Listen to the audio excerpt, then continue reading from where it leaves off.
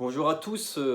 Alors en ce dimanche, une petite vidéo qui va concerner l'évangile justement de ce dimanche, l'évangile de ces 10 jeunes femmes que Jésus nous présente, ces 10 jeunes femmes qui ont une lampe à huile. Dans une lampe à huile, on fait brûler de l'huile pour avoir une flamme et donc pour avoir de la lumière.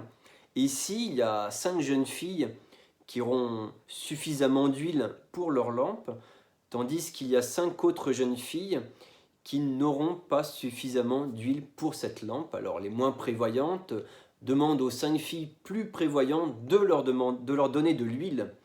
Et ces 5 filles prévoyantes, de vrais égoïstes, on pourrait dire, refusent de leur en donner. Évidemment, si on s'arrête seulement à ce degré de l'histoire racontée par Jésus, on n'a pas tout à fait compris le problème que veut nous poser Jésus. En réalité, cette huile dont on parle, cette huile dont 5 jeunes filles ont en abondance et qu'elles refusent de donner, cela signifie autre chose.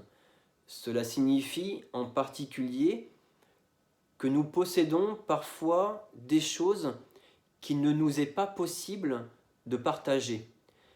Et en particulier, il y a quelque chose qu'il est difficile de partager comme une part de gâteau, c'est la foi en Dieu.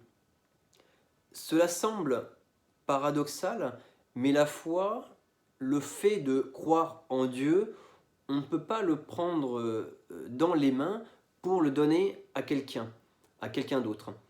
On ne peut pas faire non plus une perfusion à quelqu'un ou mettre une clé USB dans sa tête pour lui donner la foi, ou même d'ailleurs aussi pour se donner la foi.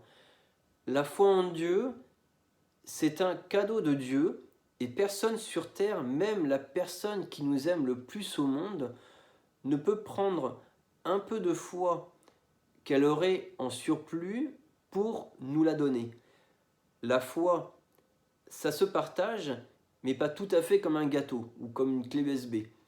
Et c'est pourquoi les 5 jeunes filles prévoyantes ne peuvent que dire aux autres jeunes filles moins prévoyantes d'aller en chercher chez un vendeur d'huile, plutôt d'ailleurs que de rester là, plantées, à attendre que leur lampe s'éteigne. Et il y a aussi un autre paradoxe dans cet évangile, c'est qu'il semble qu'il suffit d'aller chez un vendeur pour trouver de l'huile et continuer, entre guillemets, à allumer la lampe de la foi. D'où la question, où trouver de cette huile qui mène vers Dieu? Parce que ce n'est pas le genre d'huile que vous trouverez chez Leclerc ou chez Noroto.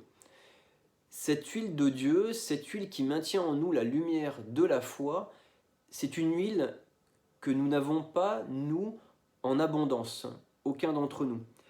Mais c'est une huile que nous pouvons demander aux saints, c'est-à-dire aux personnes décédées et dont nous sommes sûrs qu'elles sont auprès de Dieu. Sainte Thérèse de Lisieux, Saint François d'Assise, Saint Mailleul, Sainte Marie, qui est juste derrière moi, parce que les saints, eux, ils ont en abondance de cette huile, puisqu'ils sont auprès de Dieu. Et en plus, ils sont à une place privilégiée.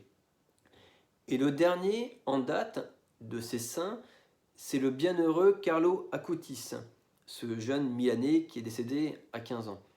Et ce qui m'a beaucoup surpris avec le bienheureux Carlo Acutis, c'est qu'il a vécu sa foi en utilisant Internet.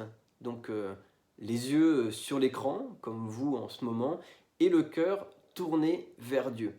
Et c'est pourquoi il disait, le bonheur, c'est d'avoir le regard tourné vers Dieu. La tristesse, c'est d'avoir le regard tourné vers soi-même. Bien que le bienheureux Carlo Acutis nous aide à avoir le regard tourné vers Dieu, en particulier dans les moments difficiles, pour que le marchand d'huile, Dieu, nous fournisse l'huile qui empêche tout désespoir. À bientôt!